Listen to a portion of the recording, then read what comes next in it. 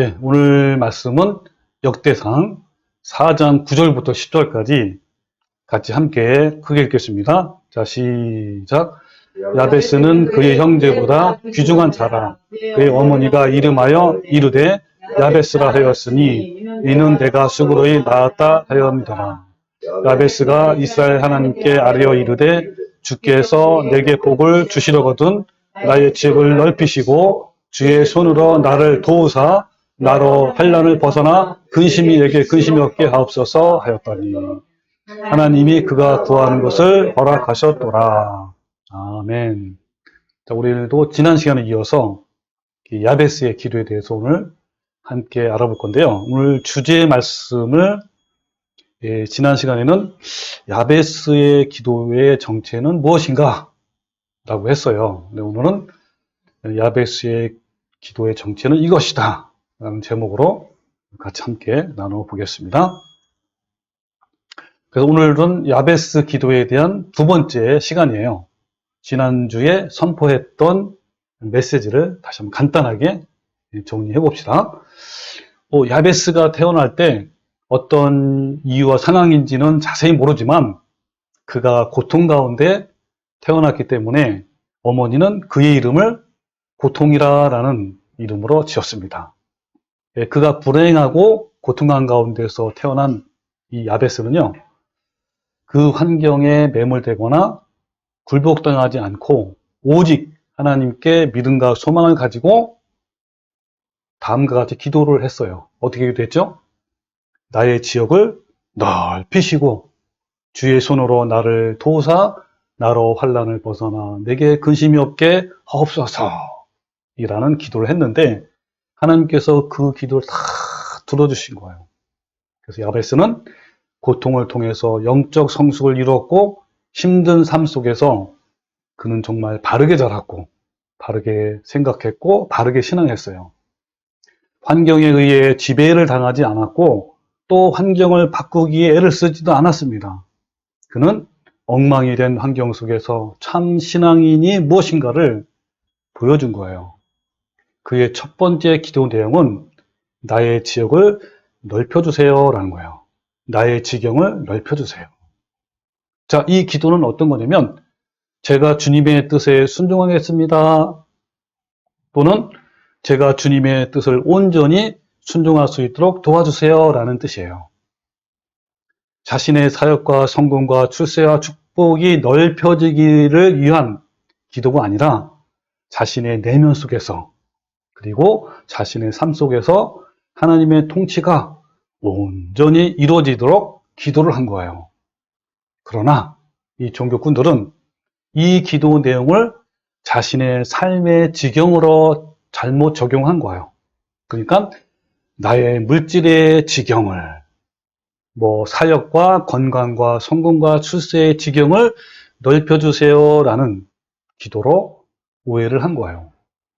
자, 그렇다면 오늘은 야베스의 두 번째 기도 내용 주의 손으로 나를 도우사 나로 환난을 벗어나 내게 근심이 없게 하소서라는 이 기도를 이 종교꾼들이 어떻게 오해를 했고 그 오해는 어떤 결과를 가져왔는지 오늘 같이 한번 알아봅시다. 자, 오늘 두 번째 기도 내용이죠. 그 중에서 첫 번째 이제 앞에 있는 부분이죠. 자, 주의 손으로 나를 도우사 그랬단 말이에요. 이것도 왜곡된 번역이에요. 자, NIV 성경에 보면 자, 여기도 주의 손이 나와 함께 하소서라는 뜻이에요. Let your hand be with me. 나와 함께 합소서라는 그 뜻이죠. 그 다음에 KJV 성경도 똑같죠. 주의 손이 나와 함께 하소서라는. 그리고 히브리어 원문도요. 똑같아요. 영어 성경이랑 주의 손이 나와 함께 하셔서라는 거예요. 자, 그러면 우리나라 개역 성경은 주의 손으로 나를 도우사 그랬단 말이에요. 이것과 주의 손이 나와 함께 하셔서라는 이 차이가 어떤 차이가 있을까요? 자, 여러분 생각 좀 해보세요. 다시요. 자, 주의 손으로 나를 도우사. 자, 이것과 주의 손이 나와 함께 하셔서라는 이 차이가 여러분 어떤 차이가 있는가요? 잘 못 느끼겠죠? 예. 예, 별 차이가 없는 것 같지만 큰 차이가 있어요. 바로 주권의 차이가 있단 말이에요. 그러니까 주의 손으로 나를 도사라는 이 문장의 중심, 이 주권은 기도하는 나 자신에 있는 거예요. 그리고 주의 손이 나와 함께 하셔서라는 이 문장의 이 중심, 이 주권은 주님인 거예요. 여러분, 참 성도와 종교인의 차이는요, 주권의 차이가 있어요.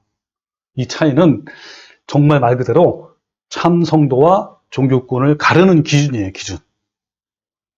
그러니까 누가 삶의 주인인지, 중심인지, 내가 삶의 중심인지, 하나님이 삶의 중심인지, 이거 차이는 엄청난 거란 말이에요. 또, 누구를 섬겨야 하는지, 내가 하나님을 섬기는 건지, 하나님이 나를 섬겨주는 건지, 이것도 굉장한 차이란 말이에요. 또, 누가 누구를 위해서 살아야 하는지, 내가 하나님을 위해서 사는 건지, 하나님이 나를 위해서 사는 건지, 여러분, 이거 어마어마한 차이예요. 이것은요, 신앙의 가장 근본적인 문제예요. 제가 2주 전에 설교에서 교회 안에 두 가지 유형의 신자들이 있다고 했는데, 기억나십니까? 하나는 내면과 삶의 변화가 없이 종교 행위를 열심히 하는 종교인이 있고, 또 하나는 내면과 삶이 새롭게 변화를 받아서 주님을 닮아가는 신앙인, 즉 성도가 있단 말이에요. 외부적으로 보면 종교인과 성도는 구분하기 어려워요. 왜냐하면 모두 교회에 다 나가지요, 기도 열심히 하지요, 경건의 시간을 가지고 예배하지요, 섬기고 또 거의 모든 일들을 똑같이 한단 말이에요. 그러나 이 내부적으로는 전혀 달라요. 이 종교인은 자신을 위해 하나님이 존재하고요. 그러니까 자신이 주인공이에요. 중심이란 말이에요. 성도는 하나님을 위해 자신이 존재하는 거야. 하나님 중심. 종교인은 자신이 원하는 것을 하나님께 다 받기를 원하는 거예요. 그러나 성도는 자신이 원하는 것이 아니라 주님께서 무엇을 원하는지 알고 순종하기를 원하는 거예요. 따라서 주의 손으로 나를 도사와 주의 손이 나와 함께 하셔서라는 이 차이는 삶의 중심, 주권이 나에게 있는가, 주님께 있는가의 차이인 거예요.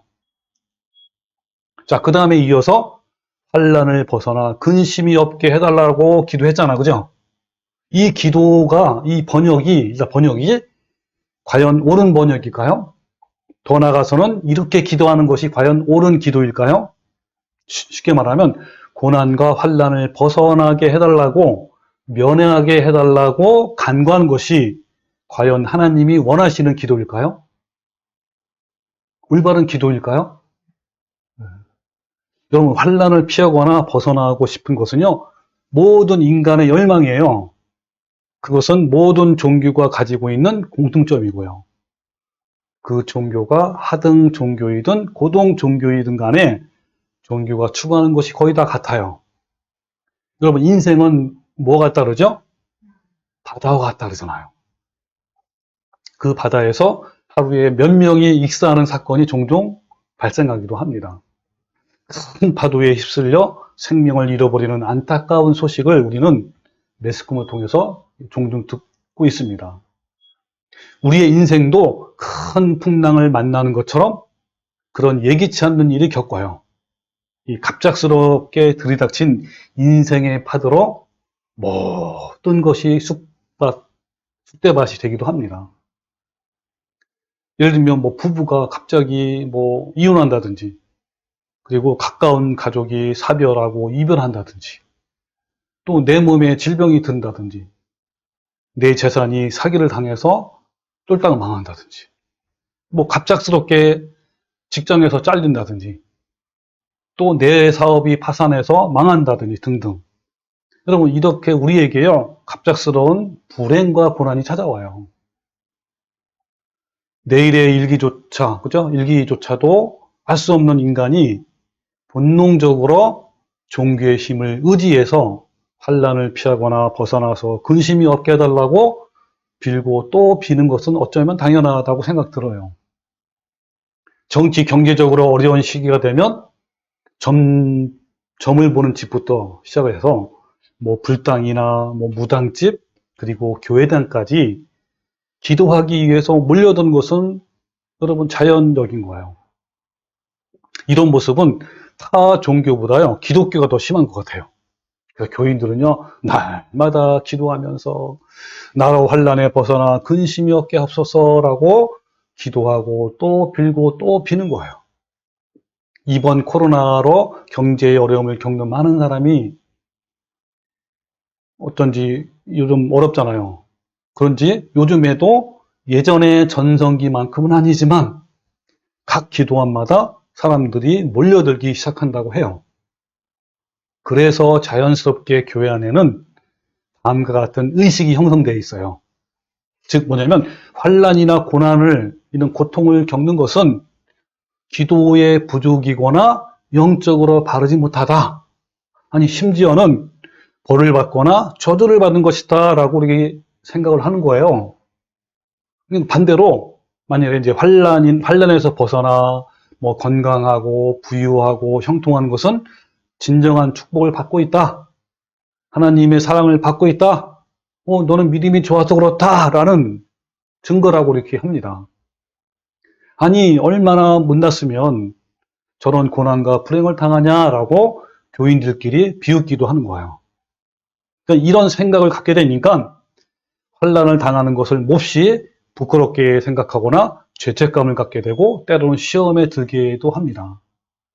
그뿐만이 아니라 교인들 스스로도 생각하기에 하나님이 나를 정말 사랑한다면 이런 고난과 불행이 있을 수 없다라고 생각하는 거예요. 자, 이런 생각들 때문에 내가 교회 나가고 막 기도와 헌금을 열심히 했는데 오히려 고난과 불행이 닥치니까 자신에게 또는 타인에게 그리고 결국에는 하나님을 원망하게 되는 거예요. 주님이 저를 사랑할 줄 알았는데 왜 내게 이런 불행한 일이 생기는 겁니까? 주님이 저를 사랑하는 것이 맞는지 알 수가 없습니다. 라고 항변하기도 하는 거예요. 그래서 그런지 모르지만 여러 종교들 중에요. 기독교인들이 자살하는 경우가 제일 많대요. 여러분 왜 이렇게 됐을까요? 원인이 어디 있을까요? 여러분 제일 먼저요. 어디서 찾냐면 왜곡된 말씀을 가르치는 종교꾼들의 책임이 가장 커요. 오늘날 종교꾼들의 잘못된 가르침으로 수많은 교인들이 환난과 함께 깊은 한숨을 쉬고 있단 말이에요. 인생을 살아가면서 우리는 수많은 역경을 직면하게 되어 있어요. 모든 인간이. 전혀 예측하지 못하는 순간과 비바람을 맞기도 하고 아무 준비도 없이 닥친 수많은 깊은 수렁을 만나기도 합니다.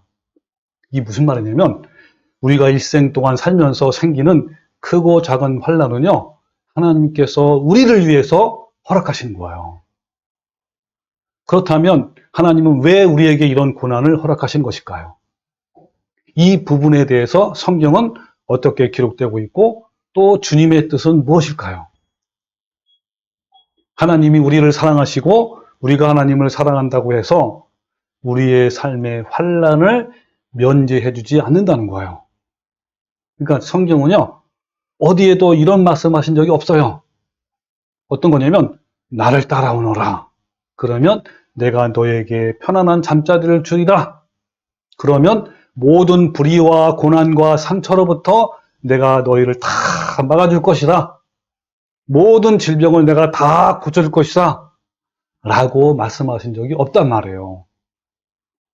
예수님께서는 환난을 막아주신다고 말씀하신 적이 없어요. 오히려 하나님은 우리에게 너에게 앞으로 큰 환난이 있을 것이다. 그러나 두려워하지 말고 담대하라. 그리고 기뻐하라 라고 말씀하신 거야. 하나님께서 성도들을 믿음과 성품을 단련시키기 위해 환난을 주시는데 하나님이 주시는 이런 환난을 기뻐하라 라고 말씀하신 거예요. 왜냐하면 그 고난과 환난을 겪고 난 이후에 나의 영혼이 새롭게 변화가 일어나고요. 삶의 가치가 새롭게 부활이 되고 새로운 삶의 목표와 방향이 새롭게 부활하기 때문에 그런 거예요. 긴 아픔의 시간, 그것을 견디고 또 견딘 후에 비로소 새롭게 변화가 되고요. 우리의 영혼이 열리고 내 영혼이 소생되는 것을 우리는 경험합니다. 이것이 고난이 가지고 있는 정말 정말 신비한 관계예요. 우리들은 당장 통증을 제거해달라고 하지만 바로 그 통증 때문에 우리는 그 시간이 지난 뒤에 나중에 알고 보면 뭔가가 내 속에서 있는 거예요. 그전에는 불안하고 초조했는데 내 안에 평화가 자리를 잡고 있는 거예요. 여러분, 십자가의 고난 뒤에는 영광의 부활이 있습니다.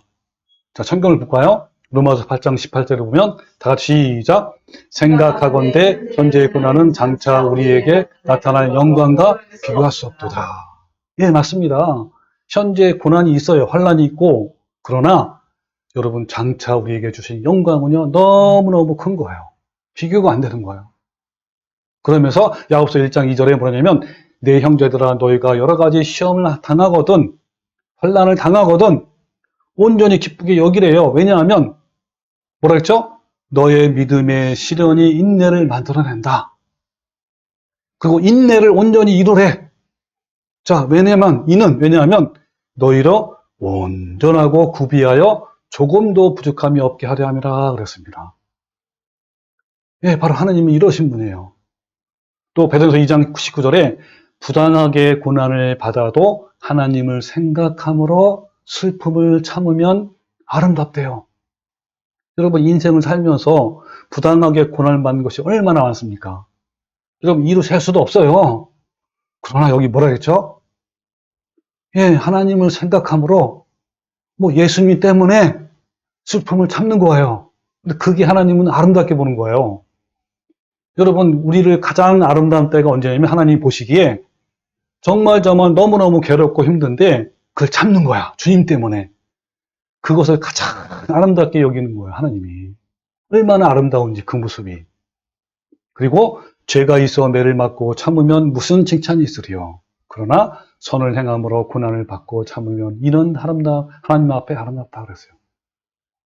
여기 가운데 보면 뭐라 했죠?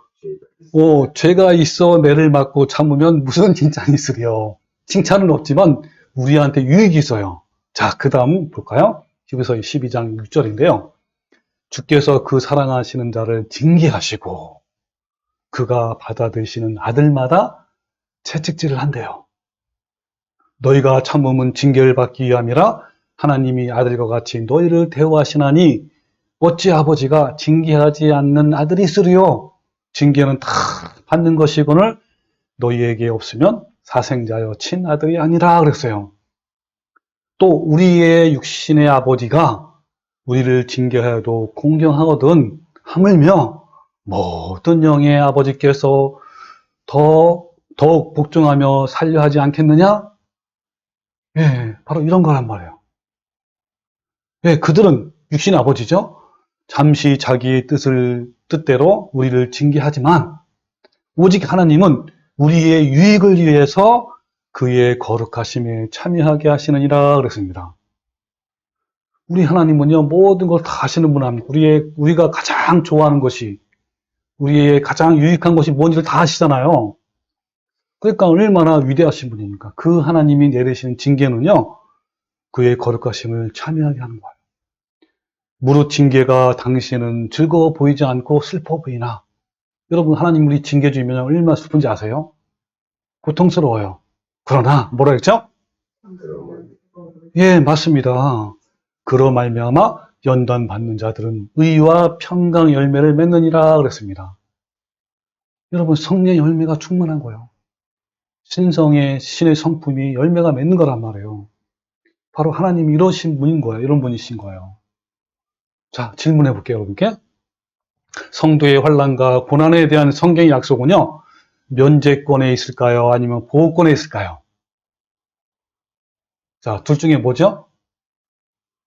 하나님이 왜 우리한테 환난과 고난을 주십니까? 그 약속이 뭐죠? 면제권인 거예요? 보호권인가요?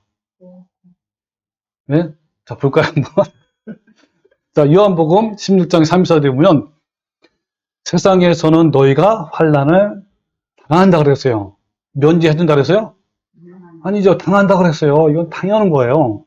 그런데 담대하라. 내가 세상을 이겼다. 이 말은 무슨 말이죠? 내가 세상을 이겼기 때문에 내가 이기게 도와주겠다. 보호해주겠다. 지켜주겠다라는 거 아닙니까? 또 이사야서 43장 2절에 보면 내가 물 가운데로 지날 때에 내가 함께 할 거다. 그렇죠? 그러면서 강을 건널 때 여러분 강은요 어마어마한 풍랑이 일고 파도가 있단 말이에요. 근데 하나님께서 그 강을 이렇게 들어서 이렇게 놓는 게 아니라 그 풍랑을 거치게 한단 말이에요. 그렇죠? 강을 건널 때 물이 그 대신 뭐 어떻게 한다고요? 물이 너를 침몰하지 못하게 할 것이고 내가 불 가운데로 지날 때에도 그 불을 뛰어넘는 게 아니라 지나게 만들어요. 그러나 그 가운데서 어떻게 한다는 거예요? 타지도 아니할 것이요 불꽃이 너를 사르지도 못하리니 이렇게 보호해 준단 말이에요. 또 사도행전 15장 22절 다시 시작 여자들의 마음을 굳게 하여 이 믿음에 머물러 있으라 하고 또 우리가 하나님 나라에 들어가려면 많은 환난을 겪어야 할 것이라 그랬습니다.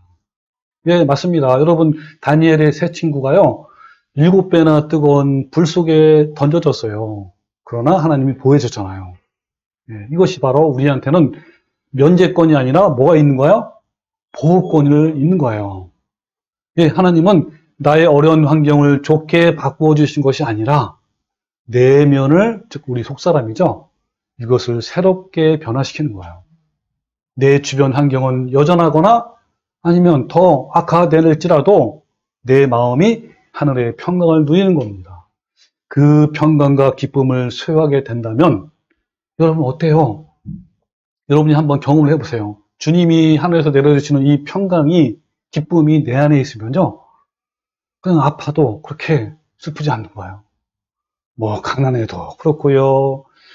직장에서 잘려도 또 실패해도 그렇게 슬프거나 그렇게 뭐 나쁘게 빠지는 게 아니란 말이에요. 여러분 이게 바로 주님이 주시는 기쁨과 평강이에요. 근데 반대로요. 만일 자신이 막 아프고 막 가난하고 실직도 했고 사업이 망했는데 막 그런데 불안해하고 초조해하고 원망한다면요. 성령의 열매가 없다라는 증거예요. 그 하늘의 풍성한 평화와 기쁨을 누리지 못한다는 거예요. 그 말은 아까 우리 찬송가가 불렀던 것처럼 그 하나님 나라를 이 땅에서 체험하지 못하는 거예요. 그 어디나 하늘나라가 안 되는 거란 말이에요. 주님으로 말미암는 평화와 이 기쁨은요.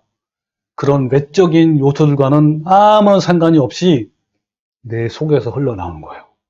주님이 주시는 이 기쁨과 평화는 그 무엇과도 바꿀 수 없는 하늘의 영광이에요. 그런데 여러분 놀랍게도요. 마음에 이 주님의 하늘의 평강이 기쁨이 내 안에 임하면 어떻게 되죠?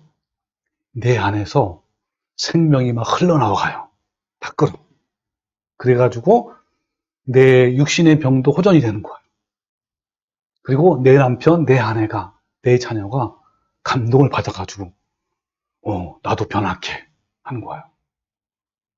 그리고 내 안에 예수님의 사랑이 흘러가니까 소비자들이 감동을 받아가지고 너도 찾아오는 거야. 사업도 잘 되고 좋아지는 거예요. 네. 여러분 이 환난이라는 십자가 뒤에 영광의 부활이 있는 거예요. 따라서 하나님은 자신의 자녀들에게 고난과 환난을 피하거나 면하게 해주는 것이 아니라 그 환난 가운데 지켜주신다는 거예요. 또 성경을 볼까요? 자, 요한계시록 3장 10절인데요. 많은 사람들이 이 말씀을 가지고 환난 전에 휴거가 된다라고 이렇게 주장하는 거야. 이 말씀 가지고. 자, 여기 보면 내가 나의 인내의 말씀을 지켰은즉 내가 또한 너를 지켜 시험의 때를 면하게 하리니 그러니까 환난의 때를 면한단 말이에요. 하리니 이는 장차 온 세상에 임하여 땅에 거하는 자들을 시험할 때라. 여러분, 온 세상이, 앞으로 미래에 온 세상이 시험이나 환란이 임할 때는 언제죠? 마지막 환란 때예요. 그러니까 마지막 환란 때에 인내의 말씀을 지킨 사람들, 그 사람들을 시험의 때를 면하게 한대. 이 말씀 뭐냐면, 그 환란 전에 휴거가 돼서 면하게 한다고 이렇게 주장하는 거예요. 그러니까 마지막 환란을 하나도 겪지 않고 그 전에 휴거를 당해서 우리는 하나도 환란을 당하지 않는다라고 이 말씀 가지고 주장하는 거예요. 근데 여기 보면요, 면하게 하다라는 헬라어가 테레오예요. 이 테레오는요, 돌보다, 지키다, 보호하다라는 뜻이에요. 신약 성경에 70번이나 사용되었는데 그 어디에도요, 제외한다, 면하게 한다, 벗어나게 한다라는 의미가 전혀 없어요. 자, 제가 네이버에서 한번 또 이렇게 따왔습니다. 자, 테레오, 발음이 테레오인데 신약 성경에 70번 이상이나 사용돼서요. 그 내용 어디에도 찾아봐도요, 지켜주고 보호해주는 것이지 면하게 하거나 벗어나게 한다는 것이 없단 말이에요. 네. 여러분, 하나님은 우리의 믿음이 성장할 수 있도록 고난을 주시기도 하시고요. 또 고난을 이길 수 있도록 기가 막히는 방법으로 보호해 주세요. 하나님은 우리에게 약속하신 영광을 주시기 위해서 우리를 고난을 통해 단련시키기도 하시고 그 가운데서 하나님의 놀라운 은혜를 체험하는 거예요. 그러므로 여러분, 자신이나 주위에 일어나는 불행한 사건으로 말미암아 자신에게 돌아오는 고난을 그냥 넘기지 마시고 그 사건을 통해서 믿음이 성장하고 또 하나님의 성품을 닮아가는 계기로 삼으시기를 바랍니다. 그 고난의 사건들은 나에게 주시는 하나님의 특별한 은혜예요. 하나님이 우리에게 주시는 환난의 그 사건들을 통해서 하나님과의 사랑의 관계가 더 깊어져요. 여러분, 부모님과 자녀 간이 더 관계가 깊어지는 그때가 언제인지 아세요? 바로 내가 아플 때, 내가 굉장히 힘들고 어렵고 아플 때 누가 우리를 관심 가져줘요? 우리 부모님이요. 그걸 통해서 엄마가 나를 이렇게 사랑해 주는구나, 아빠가 나를 사랑해 주는구나 하면서 깨닫는 거예요. 마찬가지예요. 여러분이 고난이 많을 때 그때 하나님과 사이가 더 깊어진단 말이에요. 환난을 참고 시련을 견디는 자들에게 인내의 성품을 맺게 하시고 온전하고 구비하여 조금도 부족함이 없게 하실 것이고 결국 약속하신 생명의 면류관을 주신단 말이에요. 이렇게 나를 사랑해서 환난을 주셨는데 우리는 그것도 모르고 자꾸만 그 환난 때문에 내가 못 살겠다고, 내가 너무 힘들다고, 내가 너무 고통스럽다고 환경을 탓하고 원망한다면 광야에서 멸망당한 이스라엘과 똑같은 거예요. 이스라엘을 애굽의 노예에서 탈출시키고 젖과 꿀이 흐르는 그런 가나안 땅을 기업으로 주시기 위해서 하나님은요, 일부러 거칠고 힘들고 그런 고난의 광야에서 40년을 살게 했어요. 이거를 우리는 광야 교회 또는 광야 학교라고 부르는 거야. 그 고난의 광야를 통해서 고집스럽고 완고한 그들의 악한 마음을 깨트리고 부서져서 오직 하나님만 순종하는 성도가 되도록 사랑하신 거예요. 그런데 그들은 하나님의 이런 호의를 환경 탓하고 또 원망하고 불평하고 불순종으로 살아왔던 거예요. 자, 우리 성경을 볼까요? 신명기 8장 2절에 보면 명확히 나와 있어요. 그 부분을. 내 하나님 여호와께서 이 40년 동안에 내게 광야 길을 걷게 하신 것을 기억하라 그랬죠. 이는 왜냐하면 너를 낮추시고 우리 교만한 마음을 깨트리고 겸손하게 하고 약하게 하고 그런 거예요. 너를 시험하사 우리를 시험하는 거예요. 어떻게? 너의 마음이 어떠한지 그 명령을 지키는지 지키지 않는지 이걸 알려고 하는 거예요. 너가 진짜 성도인지 가짜 종교꾼인지 알게 하기 위해서 그렇게 한다는 거예요. 그리고 너를 낮추시며 너를 줄이게 하시며 또 너를 알지 못하며 내 조상들도 알지 못하던 만나를 내게 먹이신 것은 사람이 떡으로만 산 것이 아니요 여호와의 입으로 나오는 모든 말씀으로 사는 줄을 내가 알게 하려 하심이라. 예, 그렇습니다. 여러분, 우리가 사는 것은요, 이 떡으로만 산다는 게 뭡니까? 이 세상에 뭐 먹는 거, 입는 거, 성공과 출세와 이런 것이 아닌 거예요. 하나님 말씀으로 사는 거라면. 이거를 알게 하기 위해서 이렇게 광야 길을 걷게 한 거예요. 너는 사람이 그 아들을 징계한 같이 내 하나님 여호와께서 너를 징계하시는 줄 마음에 생각하고 내 하나님이 여호와의 명령을 지켜 그의 길을 따라가며 그를 경외하라 했어요. 네. 또 신명기 8장 14절에 내 마음이 교만하여 내 하나님 여호와를 잊어버릴까 염려하노라 그런 거예요. 여호와는 너를 애굽 땅 종되었던 집에서 이끌어내시고 너를 인도해서 바로 가나안에 들어가는 것이 아니라 그 광대하고 위험한 광야. 이 광야는 뭐가 있어요?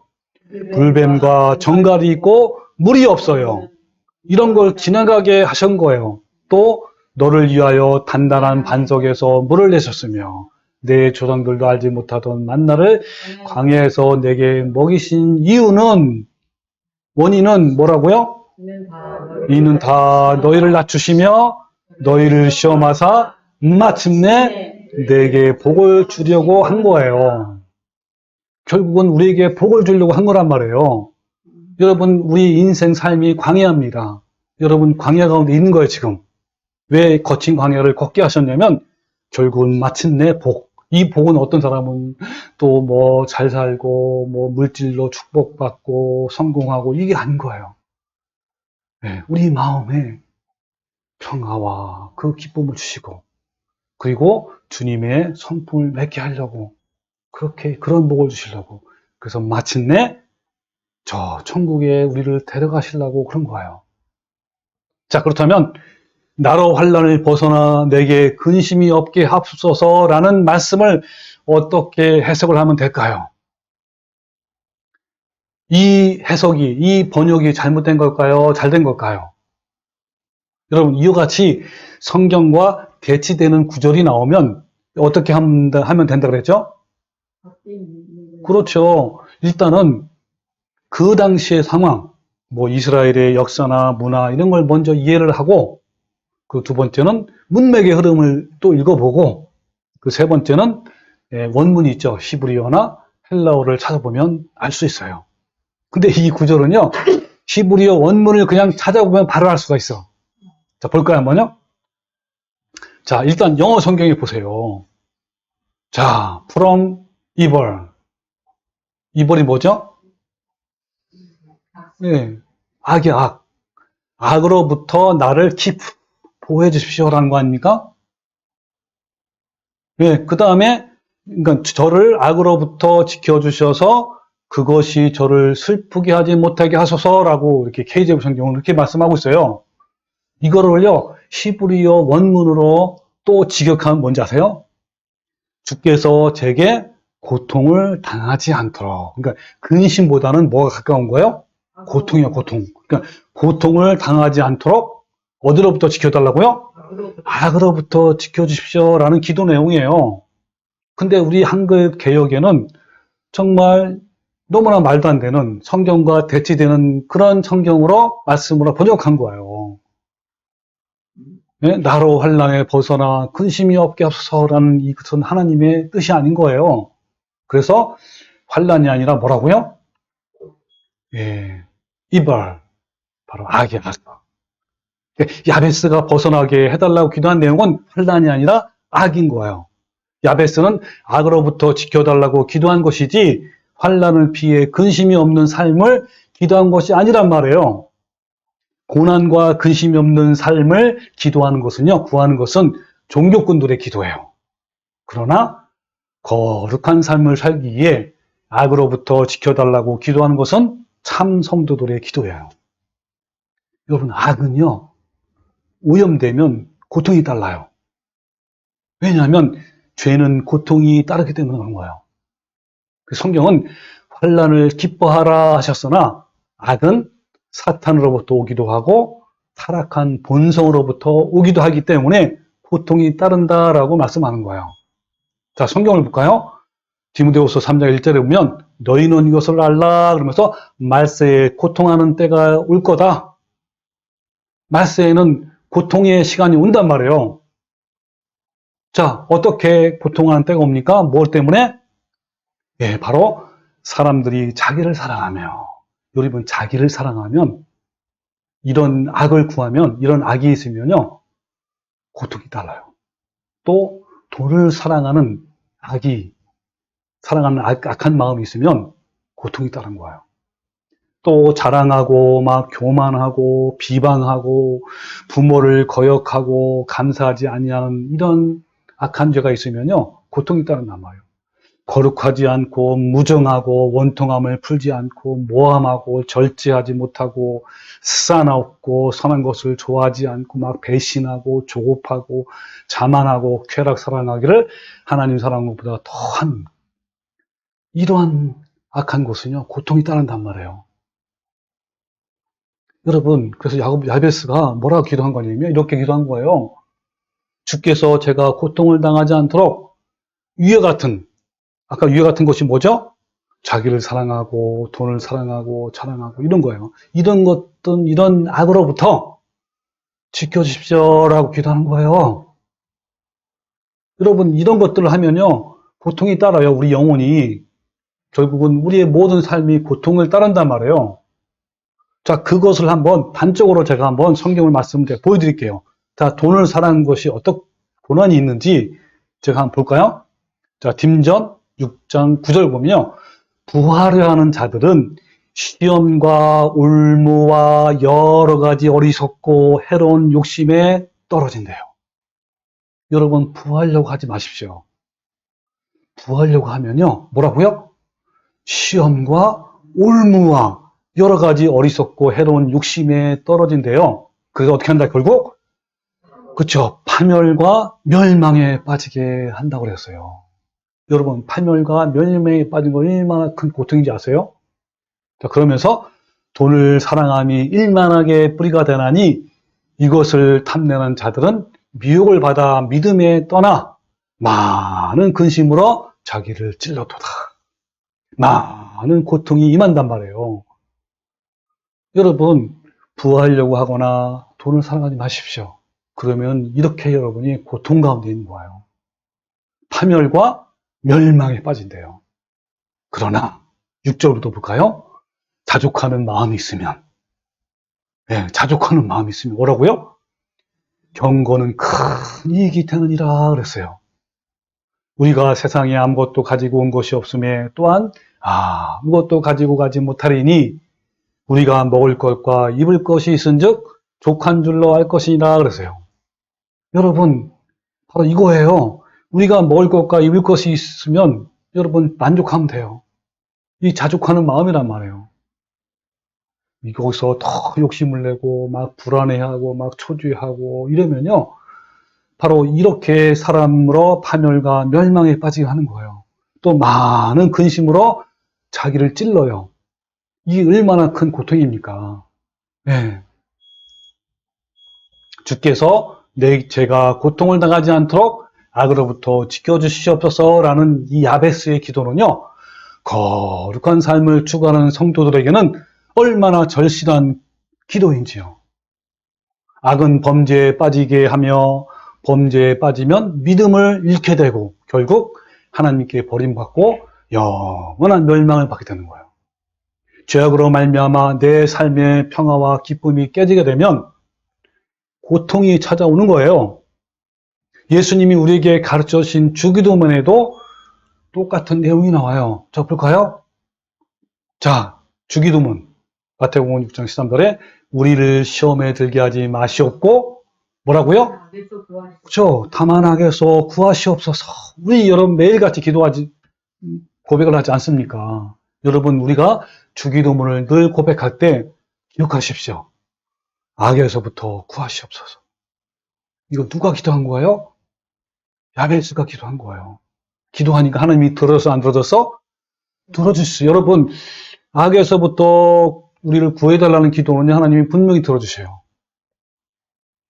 네. 여기도 KJV 성경에도 us from ever 그렇죠. 또 예수님의 마지막 설교, 유언 설교에도요. 하나님께 드리는 기도 내용이 있어요. 거기에도 똑같은 내용이 나와요. 요한복음 17장 15절 내가 비웃는 것은 이 내가 예수님이에요. 하나님께 기도하는 거예요. 그들이 제자들이에요. 또는 우리한테 속한 겁니까? 그들을 세상에서 데려가시기 함이 아니요. 다만 악에 빠지지 않게 보존하시기를 위함입니다. 예수님이 정말 앞으로 이 장차 제자들만 남잖아요. 제자들이 어떤 상황에 놓일 건 다 아시잖아요. 그들에게 환난과 고난과 엄청난 그런 고문이 따르고 결국은 순교당하는 일이 다 아신단 말이에요. 예, 그걸 보고 그 가운데서 악에 빠지지 않게 보존해달라고 기도하는 거예요.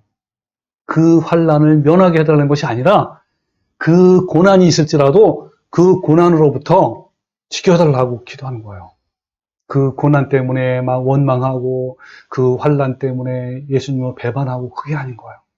거기서 지켜주십시오. 여러분 야베스의 기도 여러분 얼마나 위대한 기도입니까? 야베스는 정말 위대한 기도를 한 거예요. 죄악은요 우리를 큰 고통 속으로 몰아넣고 있어요. 우리의 몸과 육체는 부패한 성품으로 말미암아 끊임없이 육신적인 것들에 대한 갈망이 있어요. 아담을 통해 들어온 죄는 세상은 오염되었고요. 또 오염된 세상에서 태어나고 성장하면서 자연히 죄에 오염된 거예요. 세상은 욕심으로 가득 찼어요. 그래서 요한일서 2장 16절에 이는 세상에 있는 모든 것이 육신의 정욕과 안목의 정욕과 이생의 자랑이라 그랬어요. 세상에 있는 모든 것, 세상이 추구하고 있는 모든 것은 뭐예요? 육신의 정욕과 안목의 정욕과 이생의 자랑이에요. 그러니까 세상을 사랑하지 말라 그랬어요. 우리 안에 부패한 죄성으로 말미암아 육신의 정욕과 안목의 정욕과 이생의 자랑이 저절로 우리 마음속에 자라고 지배하기 때문에 거기에 빠지면 고통을 당한단 말이에요. 죄의 발단은요, 이 내면에서 처리되지 않는 욕망이 먼저 유혹을 받게 된 거예요. 우리 안에 뭐가 있다고요? 욕망이 있단 말이에요. 죄에 대한 욕망. 네, 죄를 범하고 싶은 마음이 있어요. 유혹이 있단 말이에요. 아, 정말 술을 먹고 싶어. 아, 정말 우울해서 오늘은 어떤 쾌락을 찾고 싶어. 이런 욕망이 있어요. 자, 유혹을 받게 되는데 그 욕망의 유혹을 끊어내지 못하면 그 욕망이 매우 달콤해서 마음으로 받아들이게 되고 굴복되게 되는 거예요. 그 다음 단계에서는 그 욕망이 우리를 통치하기 시작하는 거예요. 이 통치의 단계에서는 완전히 자신의 마음이 죄로 지배를 받게 되는 상태를 말하는 거예요. 이걸 다시 요약하면 우리는 세상적인 욕망과 그 욕망에 복종하게 되면 그 죄가 우리를 온전히 통치하게, 우리를 지배한단 말이에요. 이렇게 육신의 정욕과 탐심에 지배를 당하면 진정한 기쁨과 평화가 깨지게 되고 고통을 당하게 되는 거예요. 야베스는 이러한 죄악을 두려워했습니다. 죄악을 지게 될 경우에 찾아오는 영혼의 고통이 그는 두려워했던 거예요. 그는 거룩한 하나님의 백성이 되기를 원했고 하나님의 성품을 닮아가기를 소망한 거예요. 그래서 그는 악에 오염되지 않도록 기도한 거예요. 이러한 죄악의 고통으로부터 지켜달라고 야베스는 기도한 거예요. 여러분 우리도 마찬가지로 죄악된 세상에서 성령님의 도우심으로 이길 수 있도록 기도하십시오. 그러나 이 종교꾼들이 열광하는 이 야베스의 기도, 즉 환난과 고통과 근심을 없애달라고 기도는 잘못된 거예요. 이 종교꾼들은요 결코 그렇게 말하거나 인정하지는 않겠지만 이 종교인들은 자기를 위해서 하나님을 믿는 거예요. 하나님의 모든 관심은 종교인들의 모든 관심은 하나님의 영광이 아니라 자기의 안위와 이익과 축복에 있어요.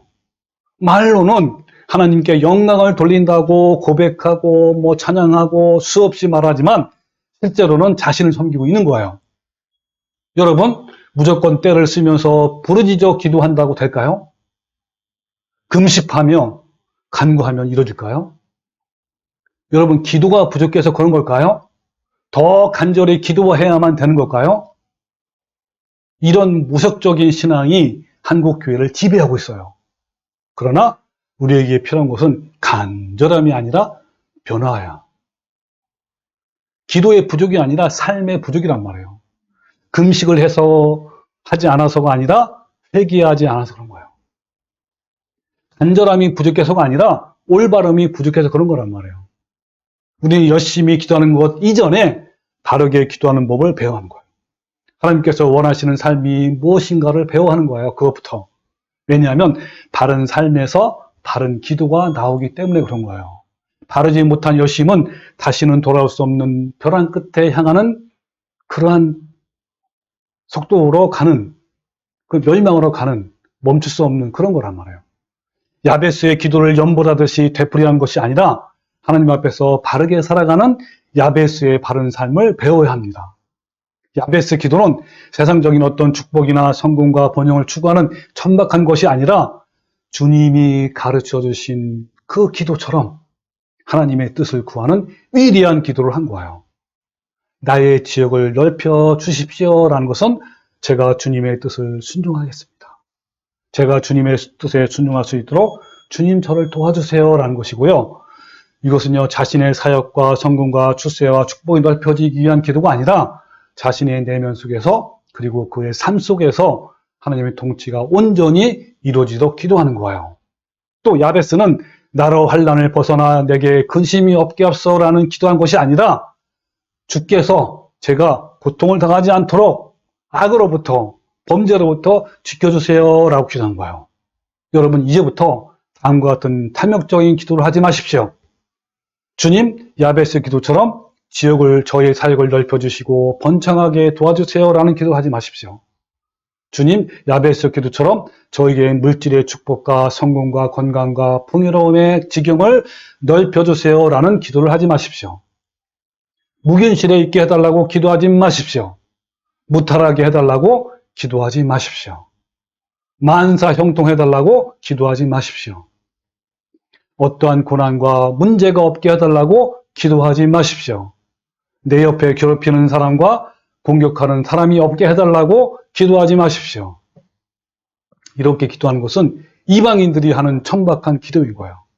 그러나 참 성도는 먹고 마시는 문제든지 어떤 환난이든지 어떤 축복이든지 개의치 않은 거예요.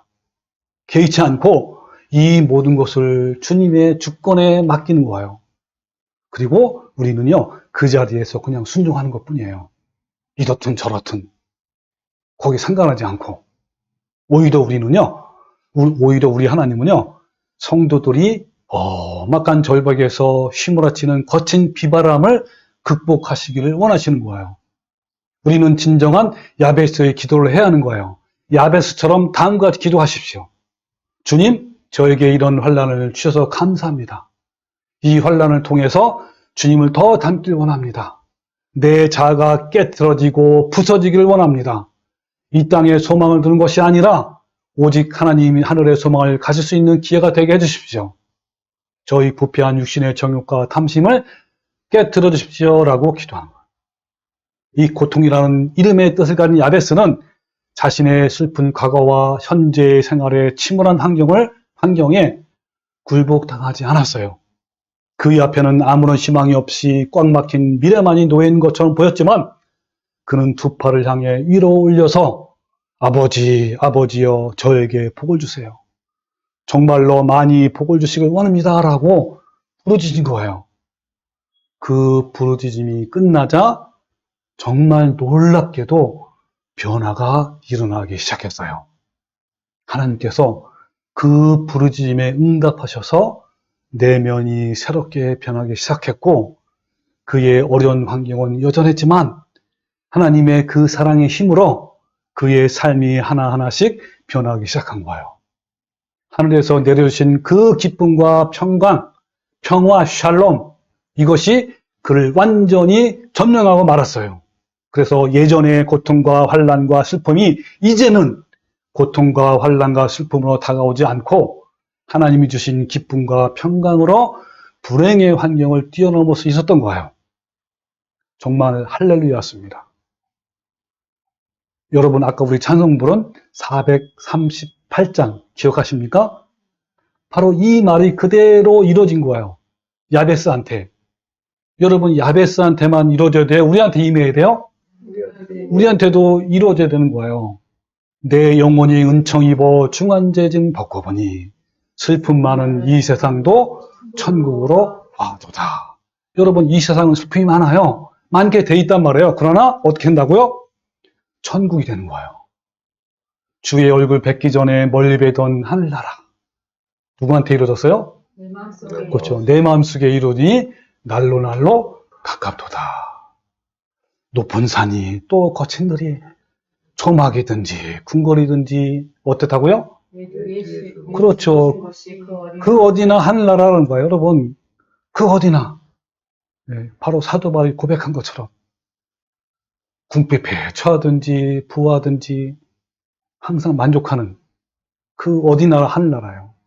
할렐루야 찬양하세 내 모든 죄 사함받고 주 예수와 동행하니 그 어디나 하늘나라. 여러분 야베스가 이렇게 기도한 거예요. 이거를 다 경험한 거예요. 여러분도 이런 야베스의 기도를 해서요. 우리의 모든 삶의 환경 뛰어넘으십시오.